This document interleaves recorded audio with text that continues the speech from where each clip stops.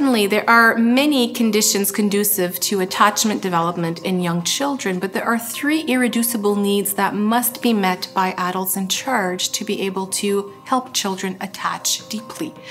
There's the need for true play, which is playing freely. The need for true rest, we're talking about psychological rest. And the need for true tears, which is the ability to feel sadness and disappointment when we're up against something that we cannot change.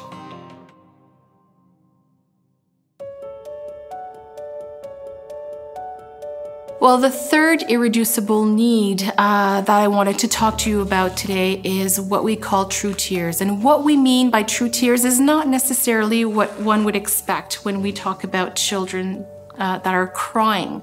So what true tears mean here is when the tears come from the futility of effecting change. So when we're up against something that we cannot change, and we know that children, young children, are up against so many things they cannot change in a given day, from the time they get up to the time they go to bed, they have to face limits, they have to face rules, expectations. No, you can't do this. You can't have that cookie before dinner. So when they're up against something they cannot change, what should happen is that the limbic system in the brain, which is our emotional brain, should signal the amygdala. And the amygdala will signal the lacrimal glands, and the lacrimal glands is what makes our eyes tear up. And when we see that happening, that's what we call the adaptive process. So when young children are finding tears of sadness, tears of disappointment, this is what we call true tears.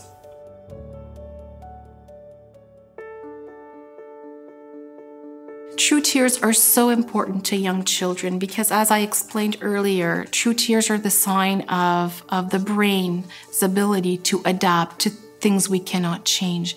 When children find their true tears, they're able to find rest from trying to change their circumstances or trying to change situation that they can't change. So when they're faced against something they cannot change and they're able to cry about that, they're able to find their tears of sadness, their tears of disappointment, this is where resilience gets developed. So when we're faced against something we cannot change and we can feel that emotionally, kind of like grieving. If we lose someone, a pet, a person, when we feel the loss, this is that turning point where we start accepting that that situation is not going to change and we can adapt and we can move on. So resiliency is part of the reason why children need to find their true tears. And it's also to prepare them for the bigger things in life that they will have to adapt to, like going to school, for example. There's so many things in the school environment that one must adapt to. And so to have a good adaptive process in place for young children to have found their tears significantly enough during the first 5 years of life will help them adapt to the school environment and also to the bigger challenges in life as well. So to illustrate that, we have a little visual here. The idea is, how can we help children turn feelings of frustration into feelings of sadness, feelings of disappointment?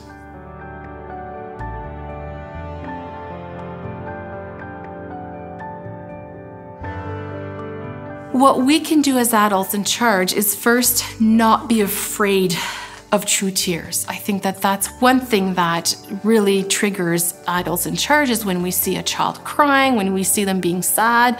This is, we tend to want to fix the problem right away. It's the opposite.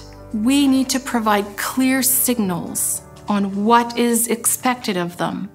And if we have to say, no, you can't have that cookie before dinner, we need to hold them in that futility. We need to help them face it until there's nothing left to do but cry. This might bring on a tantrum. That's okay. Let's have a tantrum.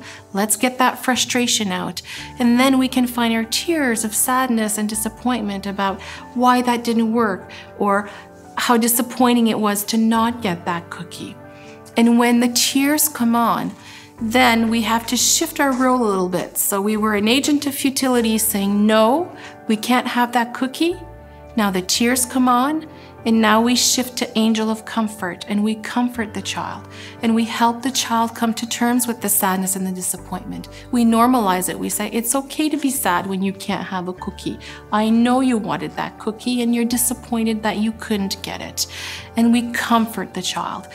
And if we're able to do that, present those futilities, let our nays be our nays and our yays be our yays, and hold them there until they can find their tears, then what we're doing is we're priming the adaptive process, and we're helping children be able to face adversity and become resilient.